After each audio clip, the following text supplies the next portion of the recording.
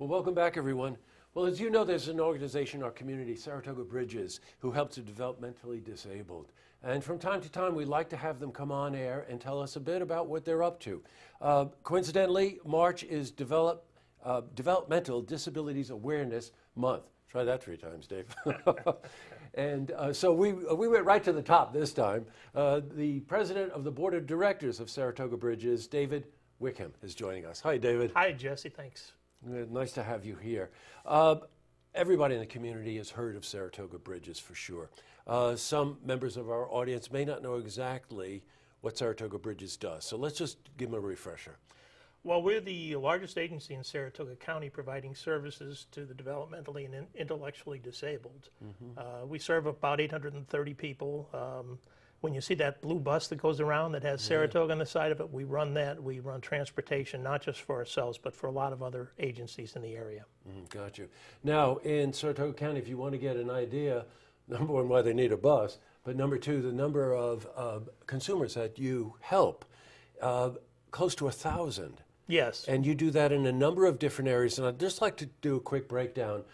You have housing for individuals. Correct. We have the major residence for an awful lot of individuals here in Saratoga County. We have 19 houses that we operate and 4 supported apartments. All of them have at least 4 consumers in them, and some are larger depending upon the needs that those folks have.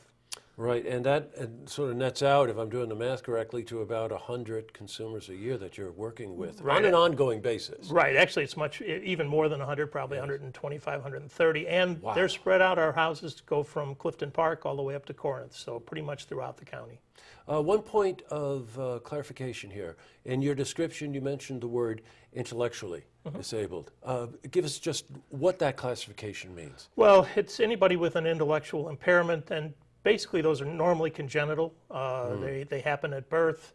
It's not something somebody acquired somewhere along the way. It's something they were born with. Autism is the most prevalent of the intellectual disabilities, but Down syndrome falls there as well, as well as a number of chromosome kind of spectrum disabilities. So those are the kind of folks we work with.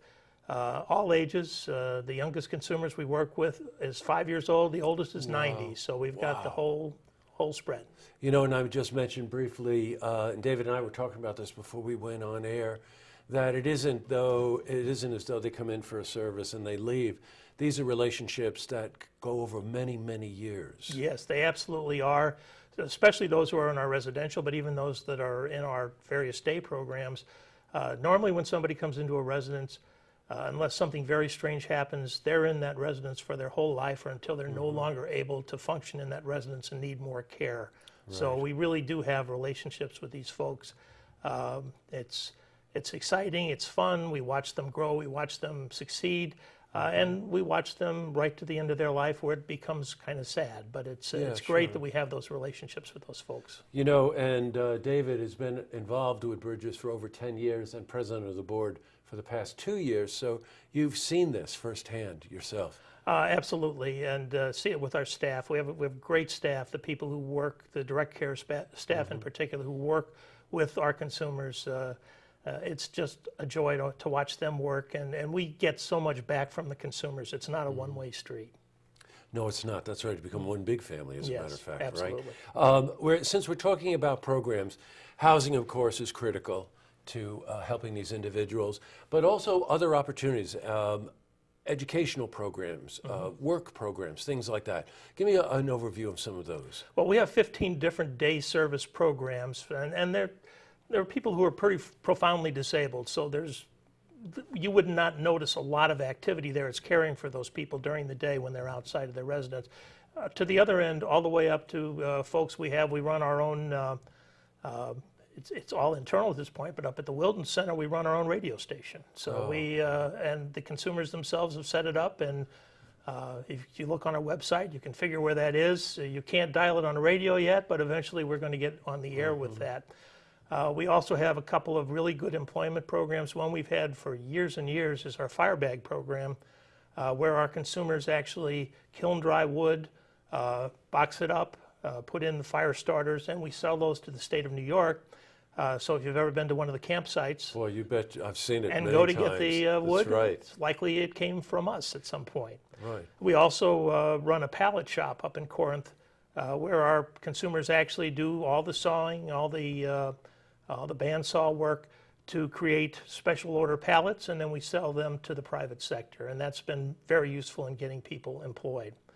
Beyond that, we have a number of day programs where people can, as you say, learn almost educational programs. We have a singing group, One Voice, where they actually practice and they will perform at various functions. We have an art group who does fantastic things called Creative Endeavors in Ballston Spa. Anybody who's down in Ballston Spa, go down on Front Street. You can stop in at Creative Endeavors and buy some of those products. They're really pretty nice. You know what, David? It's something when you think about a lot of times if you're inflicted with an intellectual disability, it's a lonely world. So the whole idea of being able to, at their pace, something that doesn't stress them out, something that doesn't ask them to do something that they may not be capable of doing, to be able to join in and sing, to be able to go to work, to be able to do some of those things is so beneficial to their well-being. Well, and they take it very, very seriously. I mean, I will have to set up a time for you to see our singing group, One Voice, because they all are very concerned about how they sound. They rehearse very hard. They work very hard. Honestly, I think we get more from them than they get from us. I bet. We'd love to have them on singing. I think that Pam Polachek can arrange that. If you talk to Pam, I'm sure she can set it up for you. That's great. David, what I always like to do is I always like to let the viewers know what they can do to help. You mentioned that they have an organization, believe it or not, north of maybe 300 people involved with Saratoga Bridges.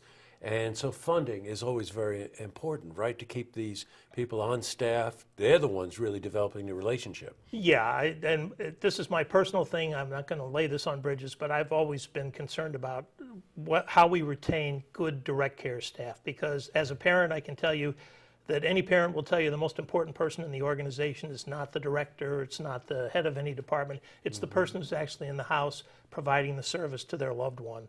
And we have difficulty because, unfortunately, those pay scales are the lowest. And we're dedicated to trying to bring those up and make that an area to aspire to, so our people want to get into those areas and we can have the best of the best in those areas. And that's going to take some dollars. We get many from the state, but we also have a foundation, so we can try to do some of these things on our own. Right, and people will be able to go to our website to get to your website. But what is the website? SaratogaBridges.org. SaratogaBridges.org, and you can get so much information from this website. They need volunteers. Of course, they need funds. If you're a caregiver, you're always looking for people to be part of the organization, to be that liaison, that ambassador to the consumer, right? Yeah, that's certainly a part of it, and certainly for board members and people who are on our various committees, people in the community, we're always looking for people who want to do that sort of things. And again, I think your best bet is to coordinate that through Pam Polachek, who handles volunteers for us. But yes, we can always use that, and I will guarantee anybody who gets involved with these folks is going to get more back than they give. They're just rays of sunshine. Boy, I know. Quick shout out to Pam. Hi, Pam. Yes, absolutely. She's been on numerous times. Well, Pam is part of the glue of our organization, one of the important characters we have running things. That's true. Well, David, thank you very much for coming in and helping keep Saratoga Bridges on the minds of all the people and the viewers in our communities. Thank you for the opportunity, Jess. Sure. To see this interview again, head to our website, looktvonline.com.